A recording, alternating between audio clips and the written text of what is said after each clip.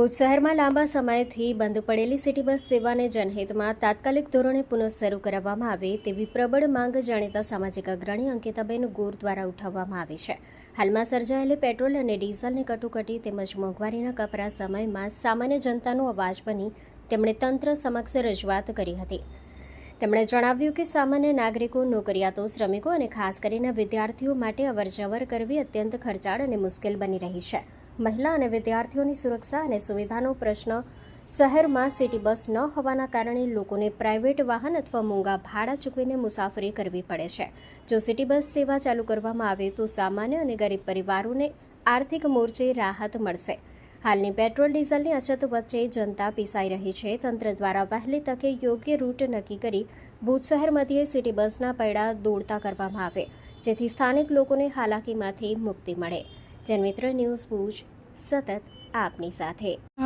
મારું નામ અંકિતા ગોર છે અને આજની મારી જે વાત છે, આજનું જે આ ઇન્ટરવ્યૂ છે એ ભુજમાં છેલ્લા કેટલાય વર્ષોથી જે માંગણી છે, જે લોક લાગણી છે એને માન આપી અને અત્યારે જેની ખૂબ તાતી જરૂરિયાત છે એવી સિટી બસની માંગણી, જે ભુજ સર્વોત્તમ ભુજ સંઘર્ષ સમિતિ અમે લોકોએ ચાલુ કરી છે, એ પણ માંગણી આવનારા સમયમાં મૂકવાની છે. અને સાથે સાથે વિવિધ સોશિયલ મીડિયાના માધ્યમથી મેં તો સતત તંત્રને આ માંગણી કરેલી જ છે. વિવિધ સ્તરે આ માંગણી ઓલરેડી મેં મૂકેલી છે અને સાથે સાથે અલગ અલગ સંગઠનો, અલગ અલગ મંડળો, જે ભુજના પ્રબુદ્ધ જાગૃત નાગરિકો છે, એમણે પણ આ ભુજમાં સિટી બસ સેવા તરત જ ચાલુ થવી જોઈએ, તાત્કાલિક ધોરણે ચાલુ થવી જોઈએ તેની માંગણી મૂકેલી છે. કેમ કે અત્યારે જ્યારે માનનીય પ્રધાનમંત્રી શ્રી નરેન્દ્રભાઈ મોદી કહેતા હોય કે પેટ્રોલ બચાવો, ડીઝલ બચાવો અને પબ્લિક ટ્રાન્સપોર્ટનો ઉપયોગ કરો, તો પબ્લિક ટ્રાન્સપોર્ટેશન ભુજમાં છે તો છે ક્યાં?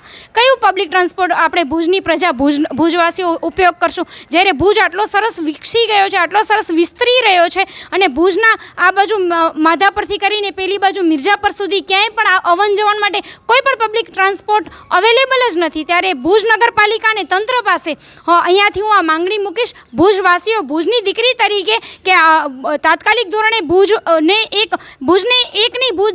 આખા ભુજને પહોંચી વળે એટલી સિટી બસ તમે ઉપલબ્ધ કરાવો. અને સાથે સાથે મેં અગાઉ પણ આ બાબતે વિડીયો લાઈવ કરેલા છે, તો ત્યારે પણ એ માંગણી મૂકેલી છે કે જો આ જે સિટી બસ છે એ સિટી બસ આવશે તો આવશે ક્યાંથી? તો એ તંત્રને મારે અહીંયાથી એક ભુજના નાગરિક તરીકે કહેવાનું થાય કે જ્યારે આપણા કચ્છના લોકો, આપણે કચ્છી લોકો આટલી બધી કંપનીઓને આટલું બધું આપેલું છે, બિંગ કચ્છી આપણે કંપનીઓને આટલું બધું આપેલું છે, તો કંપનીઓના CSR ફંડમાંથી આપણે સિટી બસો મેળવી શકીએ છીએ, જે CNG કે EV સિટી બસો હોઈ શકે. તો જ્યારે ભુજની આસપાસ BKT, આ બાજુ અદાણી જેટલી આટલી હાઈ પ્રોફાઇલ કંપનીઓ છે, જેને કહીને કે જે IPLને સ્પોન્સરશિપ કરી શકતી હોય, તો આપણે તો ખૂબ નાનો પ્રશ્ન છે એ પ્રશ્ન સિટી બસનો છે.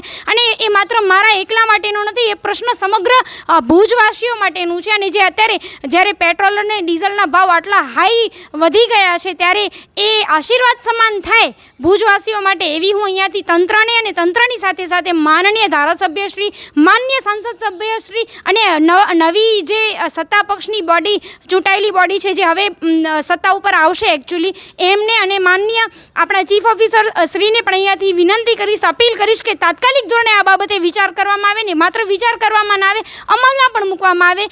કેમ કે ભુજવાસીઓ હવે સતત આ માંગણી મૂકી રહ્યા છે અને ટૂંક સમયમાં હું અને મારી સાથે ભુજના પ્રબુદ્ધ નાગરિકો અમે આ માંગણી જેટલા આગળ સુધી પહોંચાડી શકીશું અમે પહોંચાડવા જવાના છીએ. તમને શું માંગણી છે? કેટલા વર્ષોથી આ સિટી બસ બંધ છે ભુજમાં? ભુજમાં આથી અગાઉ મને જ્યાં સુધી ધ્યાન છે 7-8 વર્ષ તો કદાચ થઈ ગયા હશે.